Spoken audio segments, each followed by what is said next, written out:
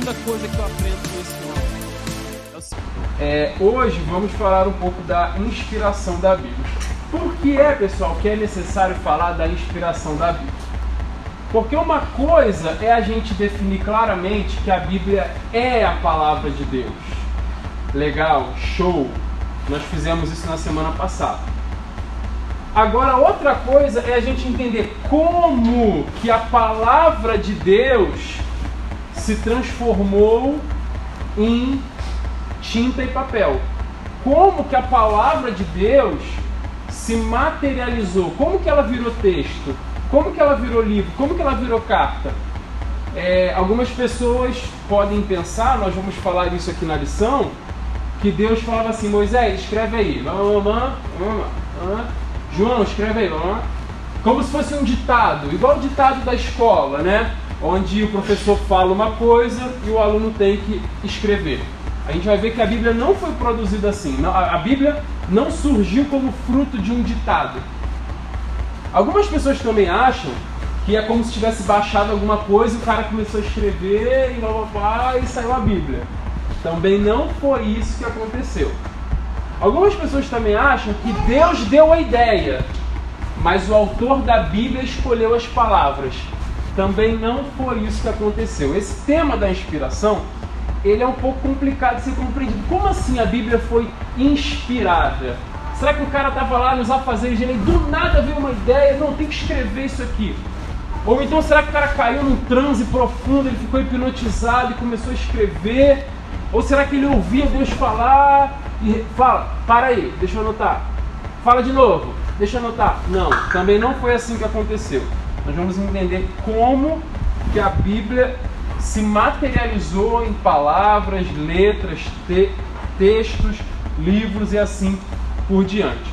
Eu vou ler essa introdução aqui que está na sua revista. Diz assim: a inspiração divina das Escrituras foi operada sobrenaturalmente pelo Espírito Santo, que nos deu a Bíblia, a única revelação escrita de Deus para a humanidade. Nesta lição, veremos que a inspiração é divina, verbal e plenária. Guardem essas três palavras: divina, que é a mais fácil de se compreender, né? É fruto direto da ação de Deus. Verbal e plenária. Nós vamos entender o que quer dizer.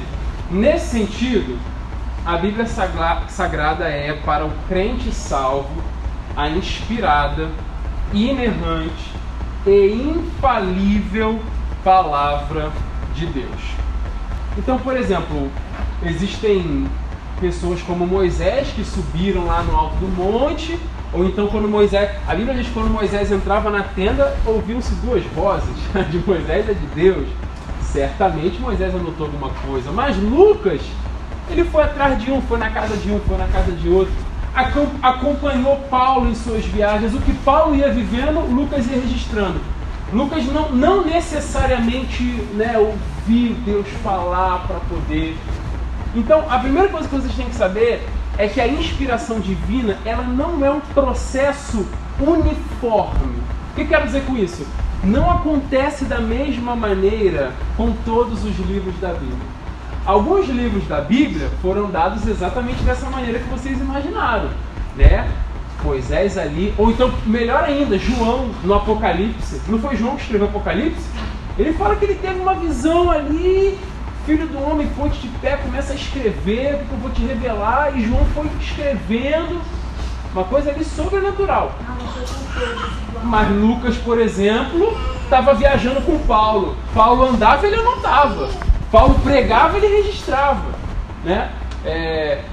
Por exemplo, como é que Lucas ficou... No Evangelho de Lucas, na sua Bíblia, tem o relato do nascimento de Jesus, da gravidez de Isabel. Como que Lucas ficou sabendo disso? Se ele nem morava lá em Israel nesses tempos. Ele foi perguntando para ela, como é que aconteceu? Ah, foi assim. Ô Maria, vem cá, como é que foi lá que tua prima engravidou? Me conta aí. E ele foi fazendo um trabalho de historiador, como a Andresa falou, de repórter. Ele foi atrás da informação, digamos assim. Dentro do processo existiam homens altamente instruídos, como por exemplo Paulo, como por exemplo Esdras, como por exemplo Samuel, que foi criado dentro da casa de Eli, mas haviam também alguns homens iletrados, brutos, como Pedro, por exemplo, que era pescador, né? Vivia aquela vida braçal ali mesmo, daquela região ali do Oriente Médio. Autores diferentes, essa é a informação que eu quero passar nessa introdução. Autores diferentes, estilos de vida diferentes, momentos históricos diferentes, línguas diferentes, situações diferentes. Teve gente que escreveu no exílio, teve gente que escreveu em Jerusalém, teve gente que escreveu na ilha de Patmos, teve gente que escreveu no navio junto com Paulo, teve gente que escreveu no alto do monte. E ainda assim, uma só história, uma única história.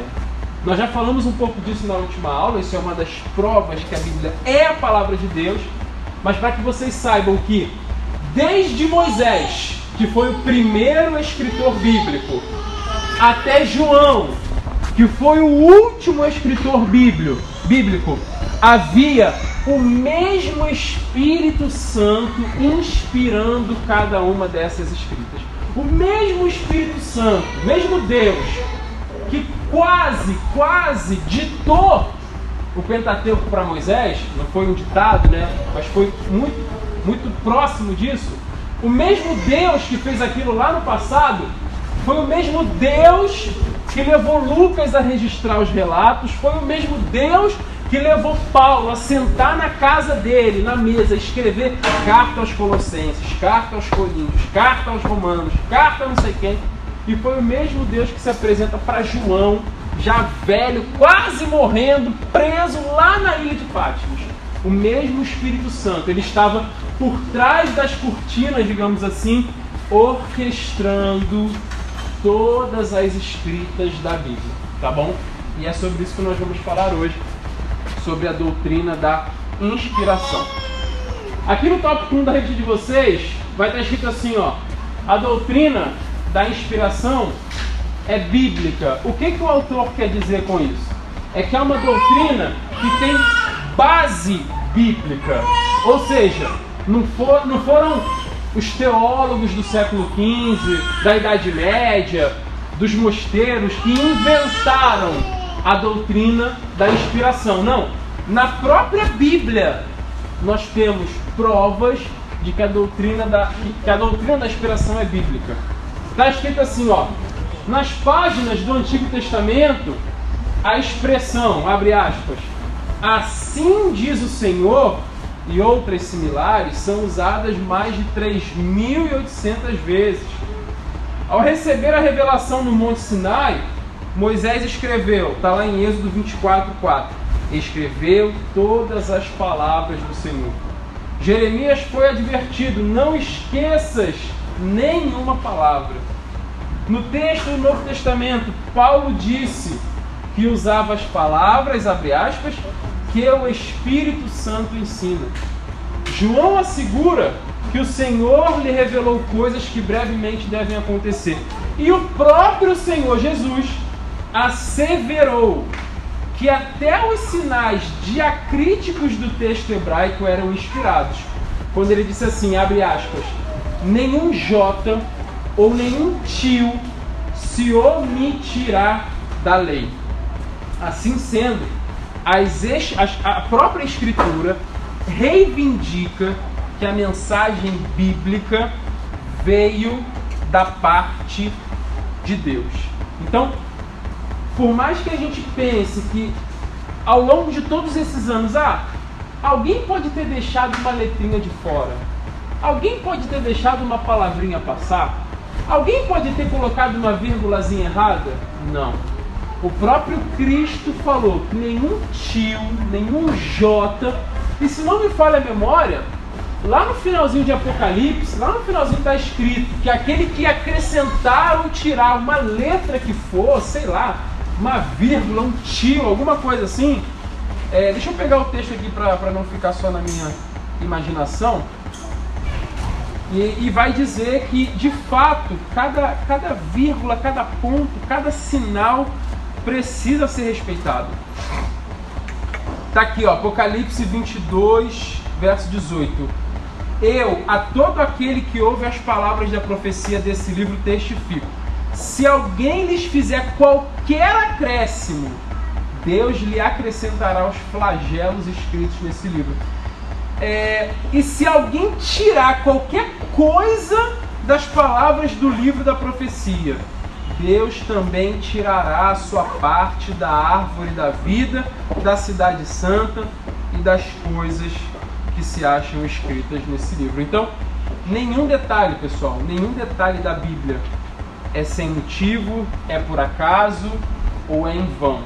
Tudo que está escrito é fruto, é produto da inspiração divina.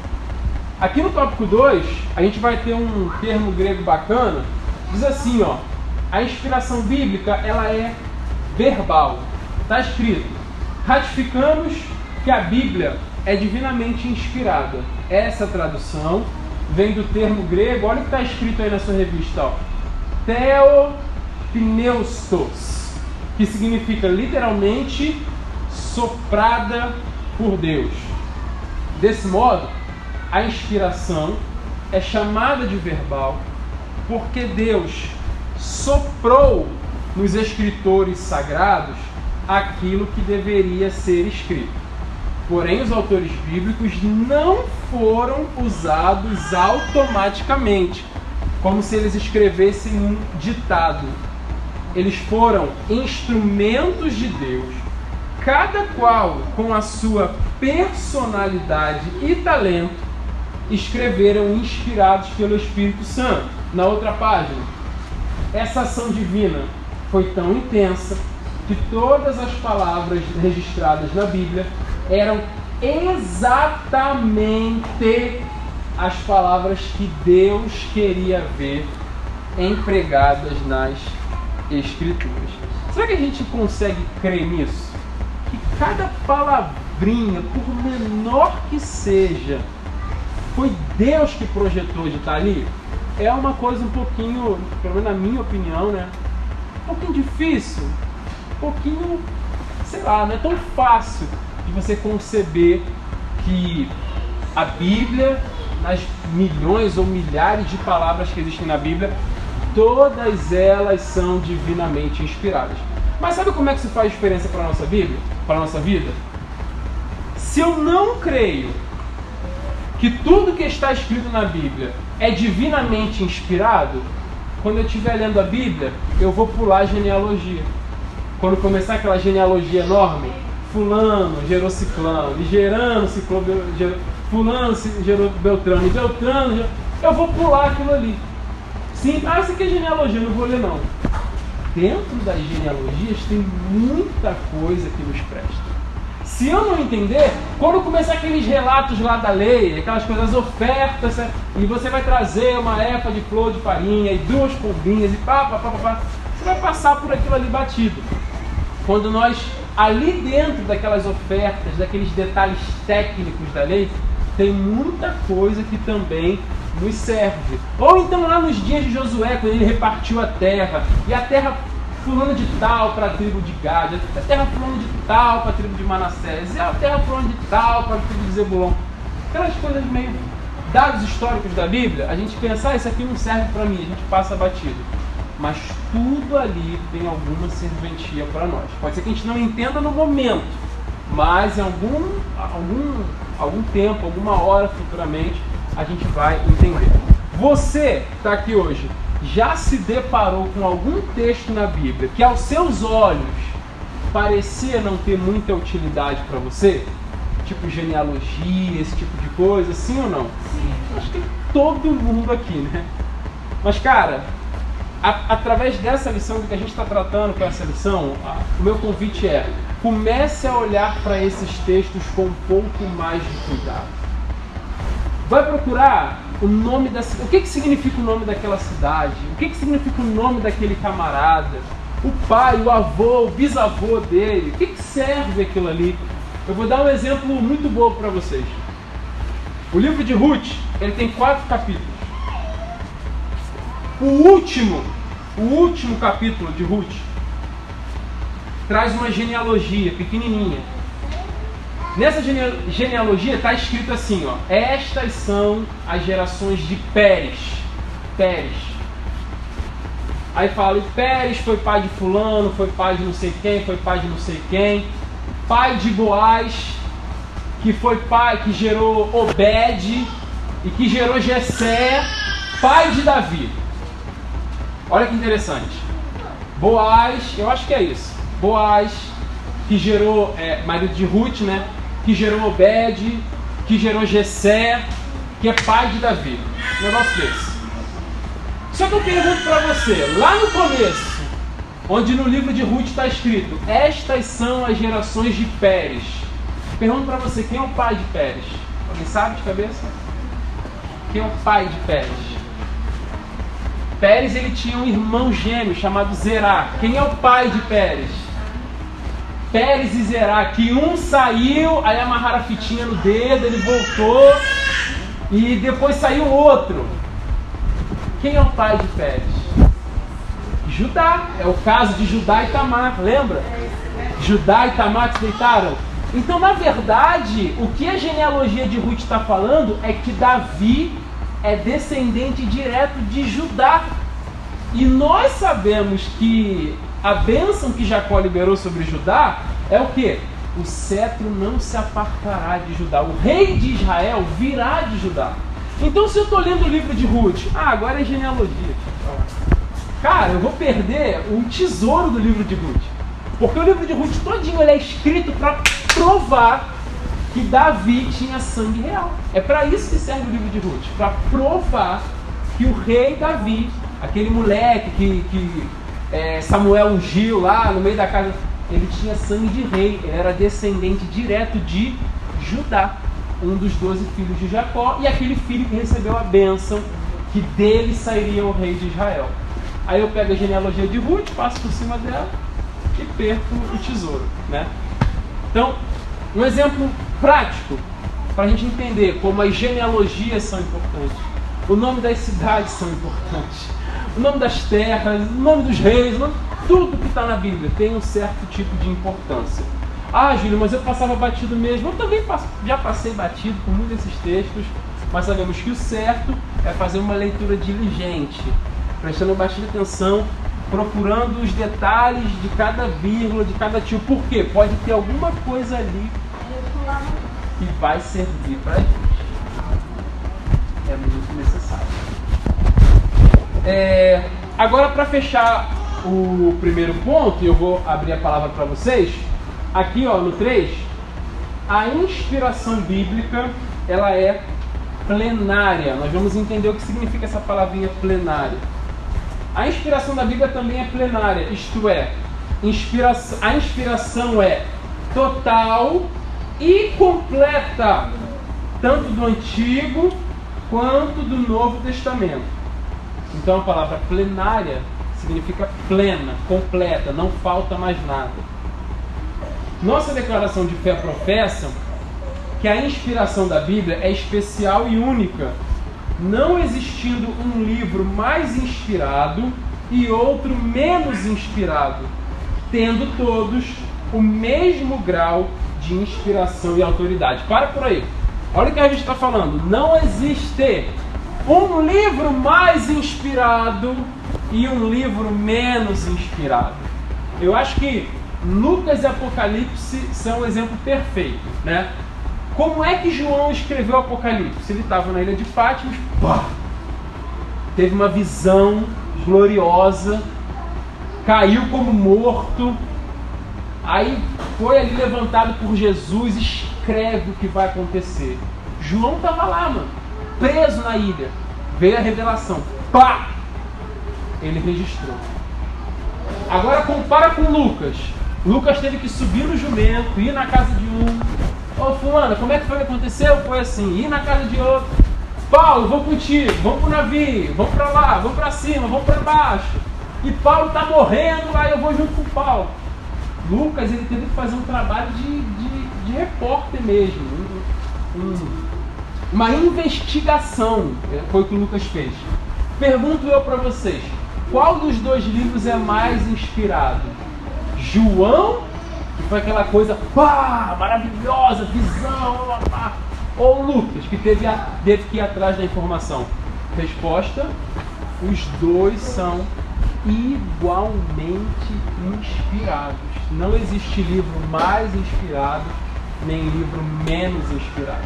Aquilo que foi dado para Moisés lá no alto do monte é tão inspirado quanto as cartas que Paulo escreveu sentado na mesinha da sua casa, preso em Roma. É tão inspirado quanto. Não existe um livro mais inspirado que outro. E pelo fato de a revelação ser plenária, não existem novas revelações, tá bom? Não existe, não vai existir alguém que vai se levantar, eu tenho agora a continuação do Apocalipse. Não. Deus me revelou um livro aqui do Antigo Testamento, tem que entrar lá. Não. Não existem novas revelações. A revelação ela é plenária, final e completa. E agora, só para a gente terminar um tema que nós falamos na última aula, vou continuar lendo aqui. Significa que nenhum texto deve ser desprezado. Aos Romanos, lemos que tudo que dantes foi escrito, para nosso ensino foi escrito. Olha isso aqui agora, presta atenção. Nesse aspecto, ratificamos que a Bíblia não apenas contém ou torna-se a palavra de Deus, mas, sobretudo, ela é a inspirada palavra de Deus, plena, sem erros e sem falha alguma. Lembra que na última aula eu perguntei para vocês, a Bíblia contém ou a Bíblia torna-se a palavra de Deus? Resposta, a Bíblia é a palavra de Deus.